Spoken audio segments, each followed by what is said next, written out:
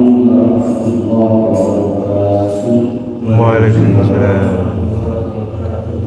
Bismillahirrahmanirrahim. Alhamdulillah tabaraka wa ta'ala wa musalliman wa musalliman ala rasulillah sallallahu alaihi wasallam. Subhanaka la ilma lana illa ma 'allamtana innaka antal alimul hakim.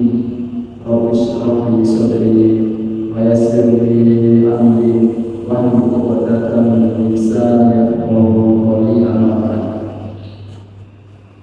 Pada segenap para jamaah Sasukur hafizahumullah, alhamdulillah pada pagi hari ini Allah Subhanahu wa taala memberikan kenikmatan yang luar biasa pada kita semua sehingga kita bisa melanjutkan kajian setelah salat subuh al-hadis al-Nawawiyah, hadis yang ke-11 pada pagi hari ini.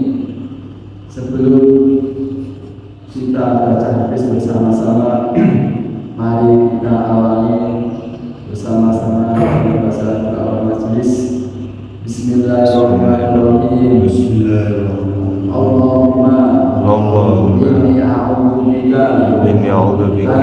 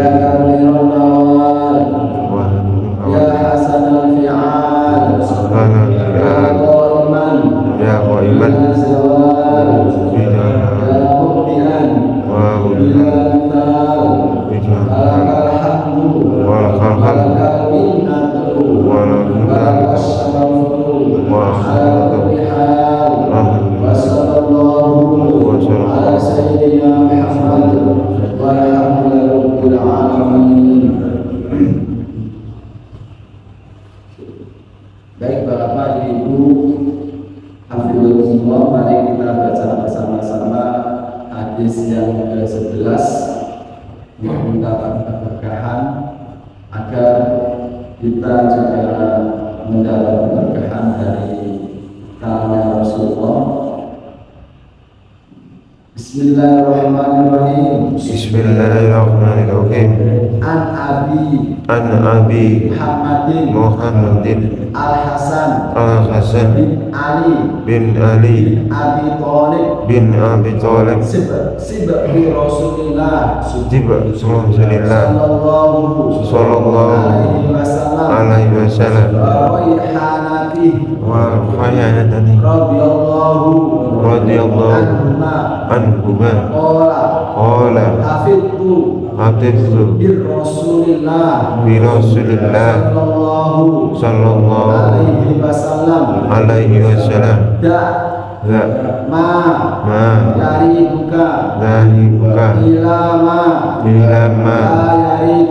la yaribut wallahu at-Tirmidzi wan Nasai wa qala at-Tirmidzi hadithun hasanun sahihun. Bapak Ibu hafizahumullah, hadis yang ke-11 ini diriwayatkan oleh Imam Hasan bin Ali bin Abi Thalib, diriwayatkan oleh cucunya Rasulullah yang bernama Sayyidina Hasan bin Ali.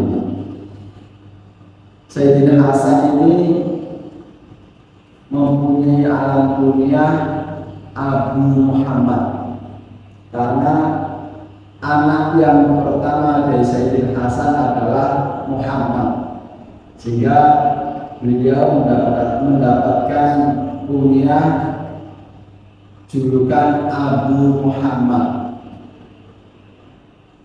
Bahwa Sayyidina Hasan ini merupakan cucu Rasulullah dan merupakan kesayangan dari cucunya Rasulullah. Dalam bahasa Arab, cucu dari anak perempuan itu disebut sibti. Tapi kalau cucu dari anak laki-laki namanya Habib. Sehingga Hasan ini cucunya Rasulullah dari putrinya yang bernama Sayyidah Fatimah. Sebenarnya semua nasab itu jalurnya lewat jalur bapak, tapi khusus untuk Rasulullah dan putra-putranya itu jalurnya lewat Sayyidah Fatimah. Pengecualian ini dikhususkan untuk Rasulullah, Allah memberikan kekhususan bahwa jalur nasab anak cucunya Rasulullah itu dari Sayyidah Fatimah. Sayyidah Fatimah mempunyai putra bernama Hasan dan Husain.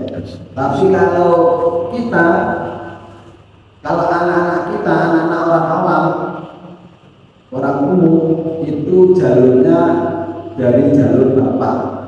Seandainya punya anak namanya Ali bin Ahmad bin Muhammad, gak boleh Ali bin Aisyah bin Muhammad, harus dari jalur laki-laki. Begitu juga kalau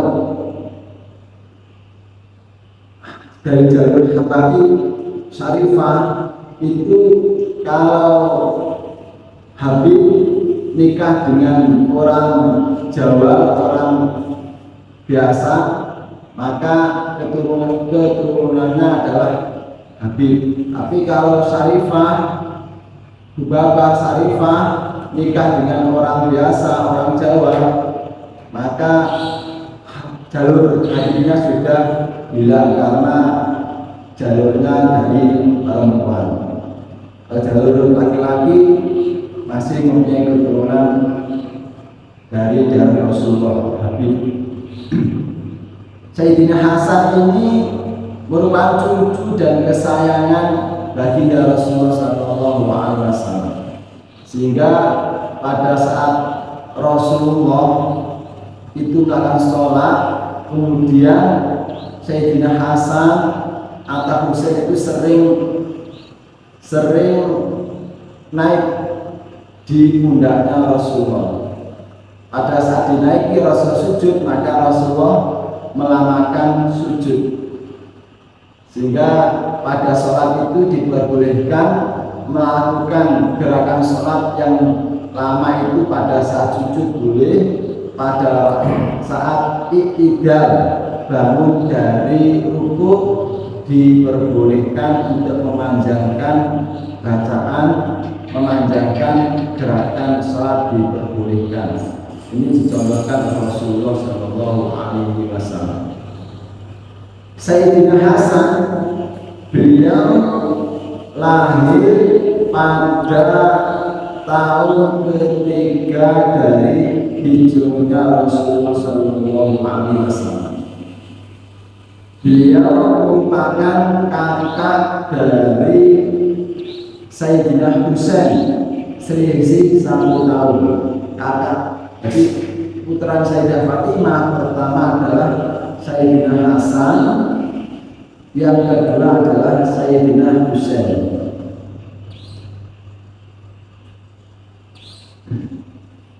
Kemudian beliau Berkata Sayyidina Hasan, hafidtu min Rasulullah sallallahu alaihi wasallam.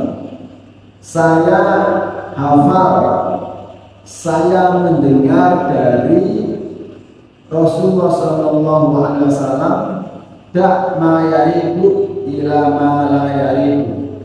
Hadisnya Rasul adalah tinggalkan sesuatu perkara yang meragukan kamu sampai pada sesuatu yang tidak meragukan kamu.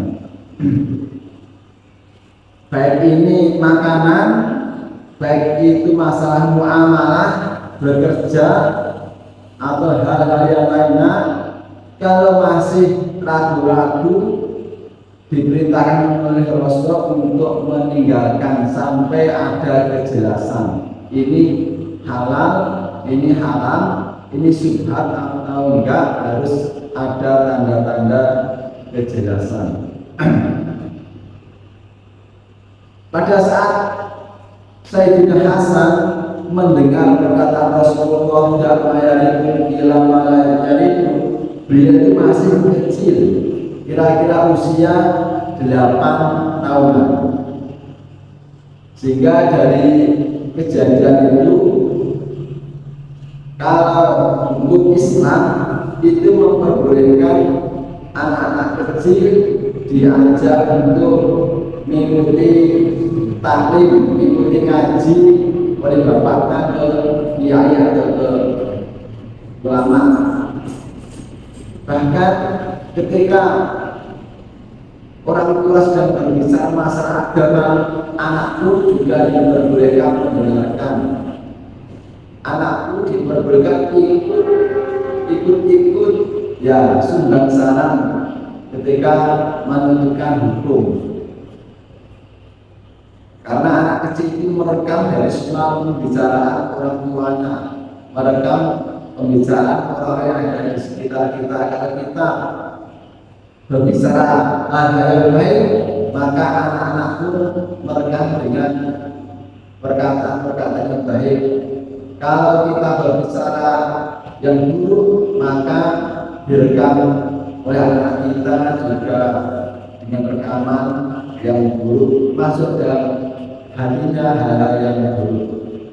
Sehingga ketika kita mempunyai anak kecil, itu sebaiknya masih bayi, meskipun belum bisa bicara, selalu didengarkan tilawah Al-Quran, selalu didengarkan murotal. Bahkan dalam kandungan disunahkan untuk selalu didengarkan murotal, karena dengan dibacakan, didengarkan lantunan ayat suci Al-Quran, maka akan terekam dalam hatinya, dalam otaknya. Kalau selalu didengarkan hal yang baik, maka anak ini akan menjadi anak-anak yang baik. Bapak Ibu Alhamdulillah, Sayyidina Hasan ini merupakan cucu kesayangan dari baginda Rasulullah SAW.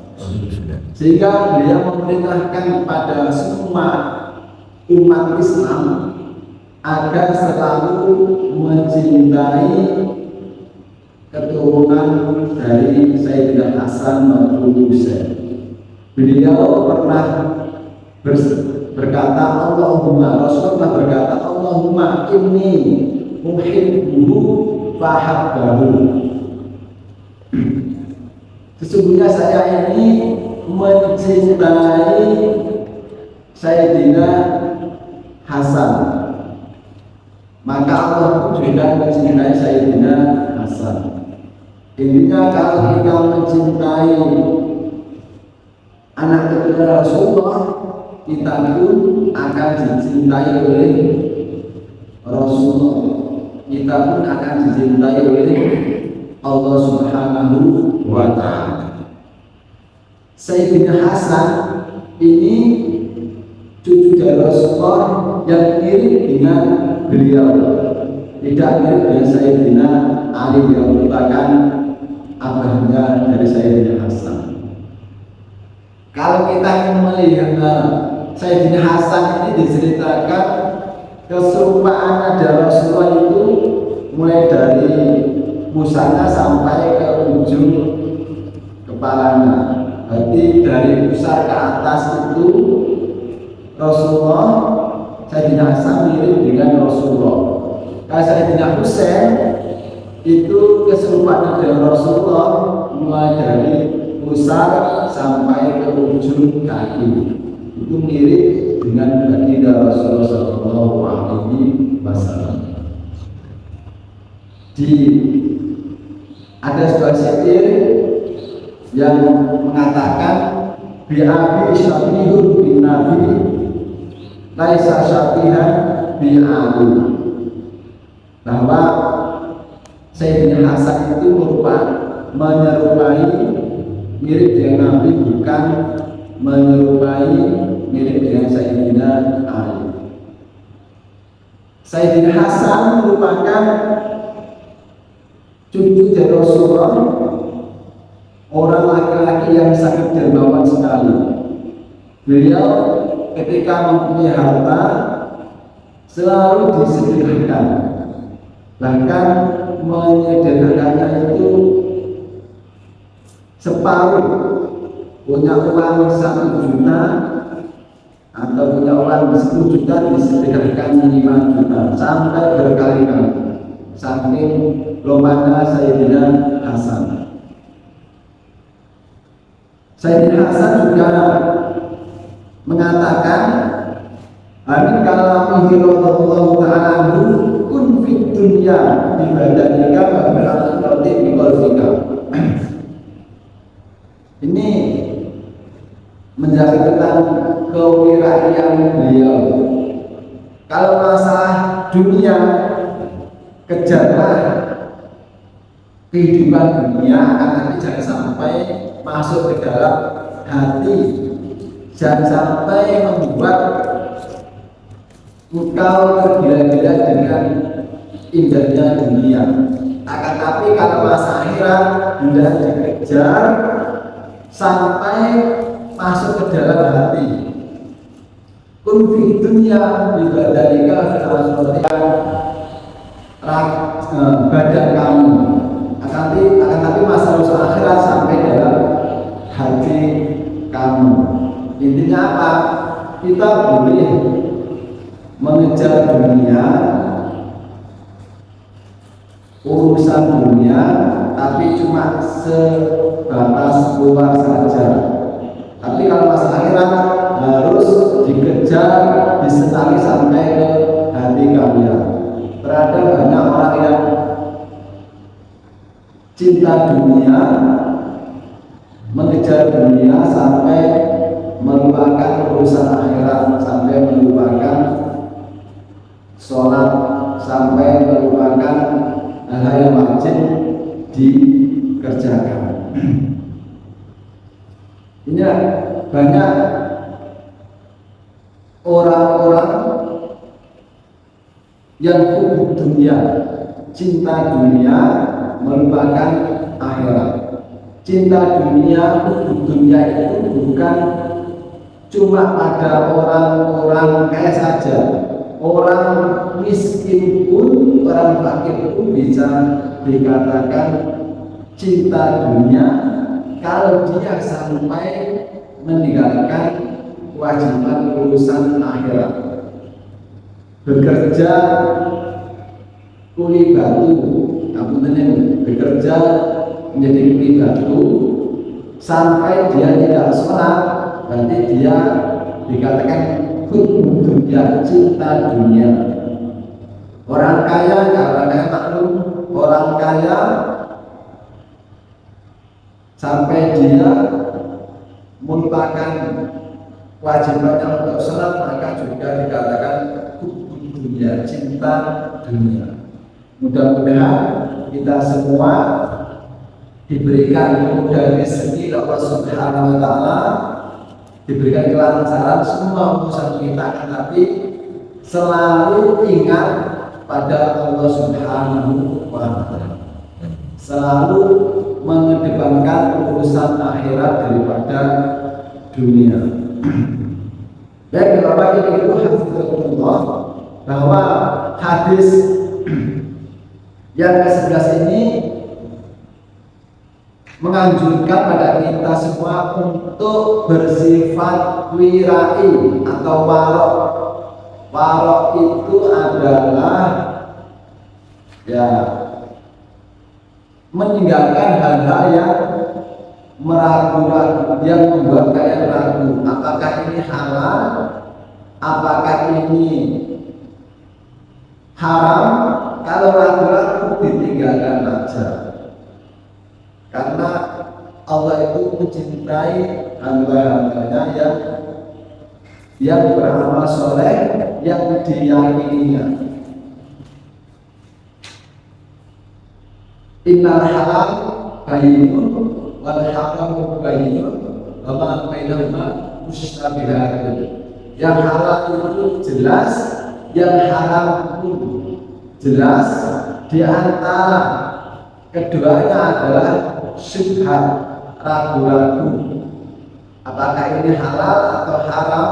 Maka sebagai seorang wirai, orang yang mengedepankan kezuhudan, orang yang mengedepankan cinta pada Allah Subhanahu wa Ta'ala, maka kalau masih ragu-ragu hendaknya ditinggalkan, jangan diambil.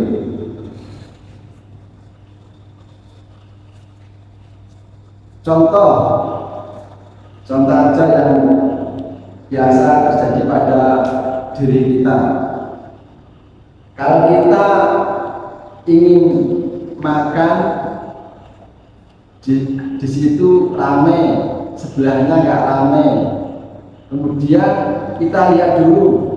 Biasanya yang rame itu biasanya enak, murah. Kita lihat dulu penjualnya itu siapa, penjualnya muslim apa tidak, sholih apa tidak, terhadap makanan yang dijual mungkin kurang syar'i, mungkin penyembelihannya kurang syar'i, tidak syar'i. Di situ muslimah sholihah.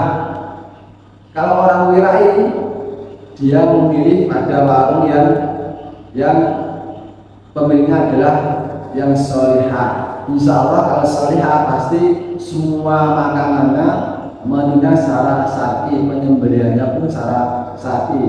Begitu juga kalau kita beli daging atau ayam potong di pasar, kita juga hendaknya melihat siapa penjualnya. Apakah penjualnya ini orang yang sholihah, orang yang sholih apa tidak? Harus kita teliti terlebih dahulu. Terhadap banyak sekali orang yang penjual ayam potong tapi penyembelihannya tidak secara syar'i. Bahkan banyak sekali ditemukan penjual ayam, penjual daging ayam itu disembelih sendiri, bahkan pada masih junub, belum mandi, habis berkumpul dengan istrinya, dan itu langsung menyembelih ayamnya. Itu yang namanya kurang syar'i. Kita pilih yang syar'i, penjual-penjual yang sholihah, insya Allah itu lebih halal. Kalau cuma sepenting kita beli, tidak melihat siapa penjualnya, siapa yang menyembelihnya, karena ini anjuran dari syariat Islam, hendaknya meninggalkan sesuatu yang meragukan kamu sampai sesuatu itu jelas tidak meragukan bagi kalian semua. Karena semua amal kita, semua ucapan kita dicatat oleh malaikat raqib atid. Lama yalfidu min qairin illa ladaihi raqibun atid. Tidak ada ucapan, gerak-gerik kita yang terlewatkan kecuali semuanya ditulis oleh malaikat raqib atid. Kalau makanan kita dari makanan yang tidak jelas sumbernya, bahkan mungkin makanannya dari makanan yang haram, maka Rasulullah mengingat kepada kita semua, kullu lahmin nabata min haramin fannaru aulabi. Setiap daging yang bersumber dari makanan yang haram, maka api neraka berhak terhadap orang itu. Sehingga orang yang memakan makanan haram itu hatinya terhijab, hatinya ada penghalangnya, hatinya berkarat, hatinya tidak mudah menerima nasihat dari saudara-saudara kita. Akan tapi kalau makanan kita murni halal, jelas thayyibnya, jelas halalnya, insya Allah akan memberikan kebaikan pada kita semua, memudahkan kita untuk memperbanyak beramal soleh. Itu intisari dari hadis yang ke-11, bahwa Rasulullah dan syariat Islam menganjurkan pada kita semua agar berhati-hati dalam semua tindakan kita. Mau makan juga harus berhati-hati, apakah makanan kita itu jelas halalnya. Mau bekerja, bermuamalah juga harus berhati-hati, apakah pekerjaan kita ini mendapat ridho dari Allah Subhanahu wa Ta'ala ataupun tidak. Harus kita teliti terlebih dulu sebelum bekerja. Meskipun kita diperbolehkan bermuamalah, bertransaksi kepada orang-orang non-muslim, akan tapi kita harus juga berhati-hati, apakah kalau kita bermuamalah, bekerja dengan orang muslim, apakah nanti dia itu memusuhi pada orang-orang Islam. Kalau tidak memusuhi nggak apa-apa, tapi kalau dia ada unsur-unsur memusuhi, maka hendaknya kita menjauhi bekerja sama dengan orang-orang muslim. Tapi kalau tidak memusuhi, maka diperbolehkan bermuamalah, bekerja sama dengan orang-orang muslim. Lebih dianjur lagi kalau kita mempunyai jamaah perumahan, kalau punya usaha, hendaknya kita junjung bersama-sama, beli di situ, minta tolong di situ, menguatkan perekonomian yang ada di saudara-saudara kita. Karena kita adalah hidup bertetangga, hendaknya selalu menjaga kedamaian, jangan sampai menyakiti hati tetangga atau saudara-saudara kita. Baik Bapak Ibu, mudah-mudahan apa yang telah kita pelajari di pagi hari ini, Allah Subhanahu wa Ta'ala memberikan keberkahan, manfaat, maslahat pada kita semua, sehingga kita bisa mengamalkan isi dari hadis yang telah kita pelajari bersama-sama, sehingga kita menjadi hamba-hamba yang dicintai oleh Allah Subhanahu wa Ta'ala, jadi seorang muslim yang dipermudah untuk memperbanyak beramal soleh, mendapat ridho Allah Subhanahu wa Ta'ala, dan akhirnya mudah-mudahan kita semua digolongkan hamba-hamba yang selalu mencintai Rasulullah dan bersama dengan Rasulullah di surga nanti. Amin. Amin. Mari kita tutup bersama-sama dengan doa akhir majelis. Subhanallahumma wa bihamdik, asyhadu an la ilaha illa anta, astaghfiruka wa atubu ilaik. Wa sallallahu ala sayyidina Muhammad walhamdulillahi alamin. Wa akhirinku wassalamualaikum warahmatullahi wabarakatuh. Waalaikumsalam warahmatullahi wabarakatuh. wabarakatuh.